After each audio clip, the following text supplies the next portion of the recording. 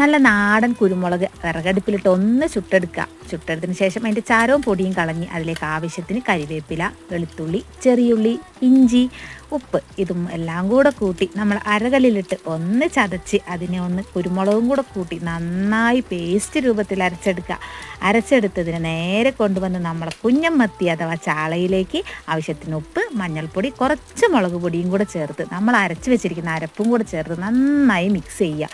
Mix ചെയ്ത് ലേശം നേരം അവിടെ വെച്ചതിന് ശേഷം നല്ല ശുദ്ധമായ വെളിച്ചെണ്ണയിൽ നമ്മളെ കുഞ്ഞമ്മത്തീനെ അങ്ങനെ പെറുക്കി അങ്ങോട്ട് ഇടുക. പെറുക്കിയിട്ട് നന്നായി മൊരിച്ചെടുത്തതിന് ശേഷം അതേ ചീനച്ചട്ടി നമ്മൾ അടുപ്പത്തേക്ക് വീണ്ടും വെച്ച് 2 കുഞ്ഞനുള്ളി അതിലേക്ക് അരിഞ്ഞിട്ട് ഒന്ന് മൂത്ത് വരുമ്പോൾ നമ്മളെ ചൂട് ചോറും കൂടെ അതിലേക്ക് ഇട്ട് കൊടുത്ത് ഒന്ന് മിക്സ് ചെയ്തെടുക്കുക കേട്ടോ. വേണമെങ്കിൽ ലേശം ഉപ്പും കൂടെ ഇടാം കേട്ടോ. എന്നിട്ട് നമ്മൾ മത്തി അതിലേക്ക് വെച്ച് ഒന്ന് നുള്ളി ഒരു കഷ്ണവും കൂടെ വെച്ച് അതൊന്ന് വായിലേക്ക് ഇടുമ്പോണ്ടല്ലോ സൂപ്പറാണ് കേട്ടോ. ഇതുപോലെ കൈകളോട്